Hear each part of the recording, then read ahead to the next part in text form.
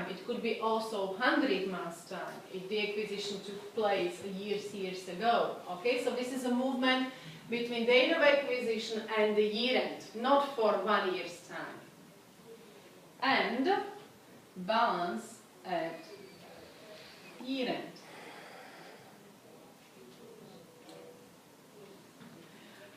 So the difference between book and fair value, the date of acquisition, is necessary to be able to complete a goodwill working. So what will be our working 2? Prosím? Oh, sorry, working 3. Ďakujem. Movement is missing depreciation. Okay, because we have charged only depreciation from book value.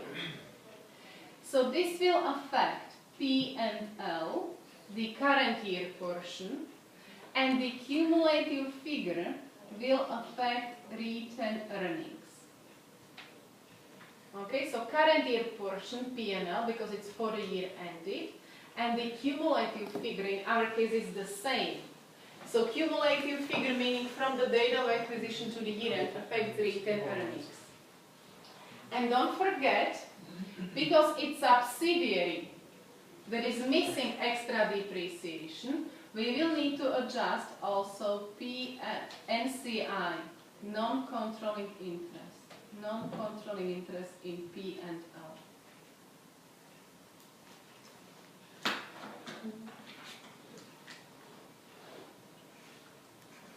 The year-end balance will affect the statement of financial position, so the closing balance of assets and liabilities. We are not presenting statement of financial position, but we will need it also for impairment testing.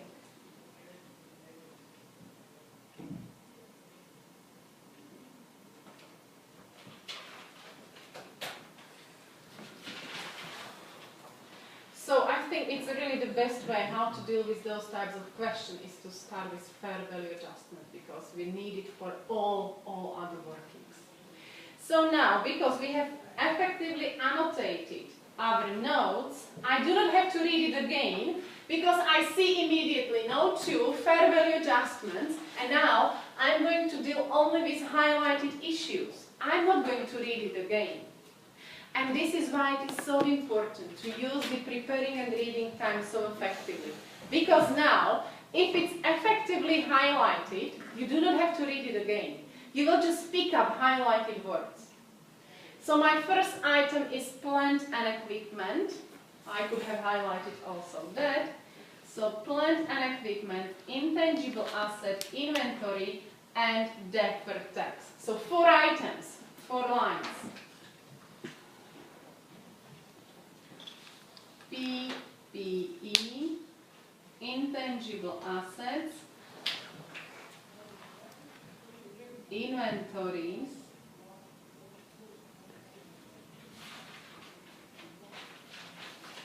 okay, then we will have total,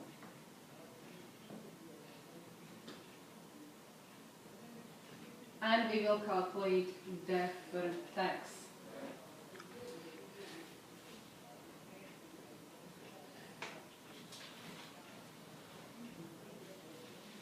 So for PPE, I'm not going to read it again, it's just waste of time. I know, book value 80, fair value 84, the difference is 4 million. Now be very careful, this question is very confusing because some numbers are presented in thousands, his answer. Some numbers are presented in millions, and even some numbers are going to be presented in the full amount. So we need to have the same basis. And we have started to calculate the answer in thousands, so now we will need to transfer all numbers to thousands. Okay? So it's not 4 million, it's 4,000. So the difference between book value and fair value at the date of acquisition is 4,000. And it is written that from the date of acquisition, the remaining useful life was 2 years, so we need to charge a stupid question. There is no stupid question. Should we calculate also this for, just to show him that how we perceive it? Yes, because I will need to take that amount to... Oh, Yeah, 84 minus 8, no, Okay. no. As long as it is correct, no. The only stupid question is if you would like to ask something and you don't ask. Okay, I told you, they pay me quite a good salary. Solutions, they, I think, put that on the side. Yes, Yeah. but I want it to be effective. And I think 84 minus 8 is 4. It's just a waste of time. So 2000. If you like it, I don't care. Okay, 84 less 80. The second item, intangible asset. So 6,000 less 0 at the date of acquisition. And they said it has 18 months. Okay, it's highlighted. 18 months remaining useful life from the date of acquisition. So what is the amount of depreciation we will charge?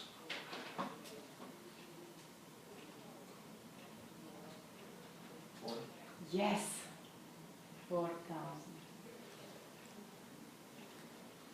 And it goes to cost of sale. Okay, don't forget, we will adjust cost of sales on that. And the last bit were inventories. The difference was 3,200 less 3,000. So it was 200 above a book value. And because all of them have been realized, 3 million already went to cost of sales, so we need to account for remaining 200 to cost of sales. Okay, 3 million already went through cost of sales, so we're missing remaining 200 adjustment. So 200, and the year-end balance must be 0 because all inventories have been sold. So now, what I need you to do is to calculate the totals, and I think we do not need even calculator for that. So the difference between book and fair value at the date of acquisition was 10,200. The movement that will go through P and L was 6,200.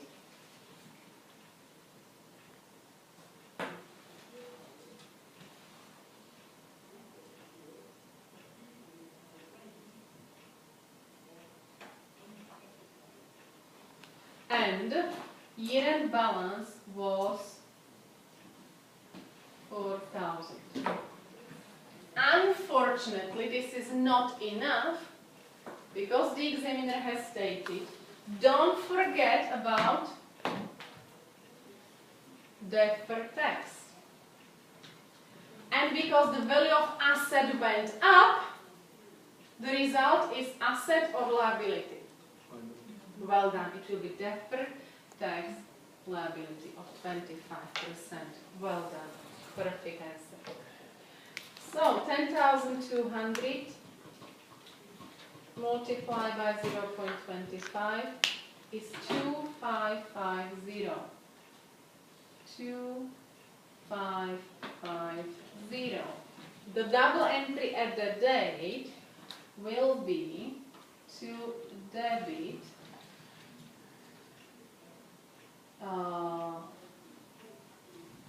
deferred tax liability and actually credit a goodwill. Do we have to, is that for points, what we debit and credit? No, No. you do not have to do it. It should be the opposite, right? Oh, sorry. Yes, of course. Goodwill and deferred tax liability. Thank you. Then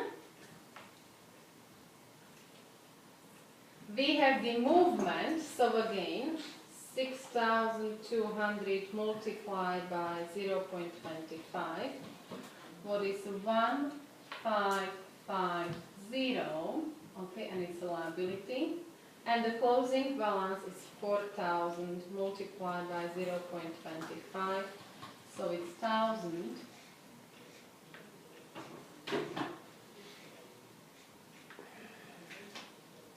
Double entry in the second case. is we will debit deferred tax liability and we will credit P and L. So we will not adjust goodwill. Okay, the goodwill will stay like it is. We will adjust P and L for that. P and L.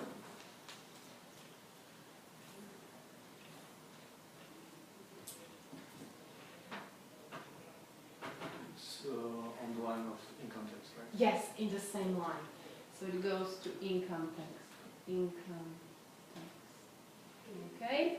So then the closing balance will be 1,000. Okay, 1,000. So guys, there are, yeah. We will charge only the difference between 2,200 and... Yes, to P&L, exactly. Because the first one will affect goodwill. Okay, there is no effect to P&L. So guys, there are many easy marks we can directly transfer to our answer. Many of them. So even without dealing with goodwill, we can account for movement. Okay, so movement, this was actually minus, so expense, this is income, okay, just to remind you. So the net effect on movement is 6,200 less 1,550, and this is 4,650. Is it correct? Movement. Okay, these two numbers. 4,650. So this is extra expense, 6,200. This is extra income, 1,550. So now I'm going to work with the second column, and I'm going to transfer all numbers that are available.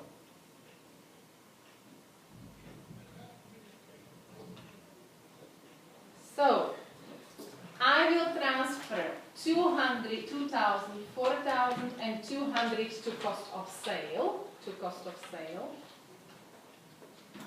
So plus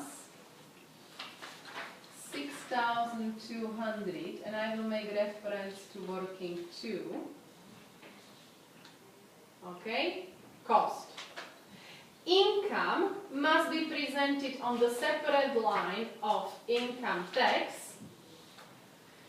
So these are expenses, just to remind you, this is expense, okay? So I will deduct 1,550 from working 2 because it's income. It's deferred tax income, so it will be deducted and the closing balance will be expense. Also here, finance cost. Okay, because it's income. And it's not enough, again, 2 additional marks available because they must share that extra expense. Okay, the parent and non-controlling interest must share that extra expense. So now I will put in one more bracket because we will deduct 4,650 and make a reference to working 2 from the profit made by subsidiary. Okay, so this is profit made by subsidiary, but what is missing is the extra expense for depreciation and an extra income for deferred tax. Okay, and they will share it in the portion 2080. Is it necessary to write it on this position or to calculate before the P&L and then make this calculation with 20% and to write the workings also in this part of the... Or you would like to do it as a separate working?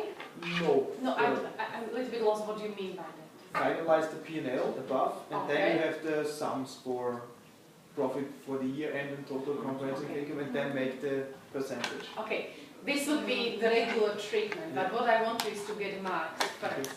So, if you are not going to complete it, non-controlling interest working was for 3.5 marks, the whole working.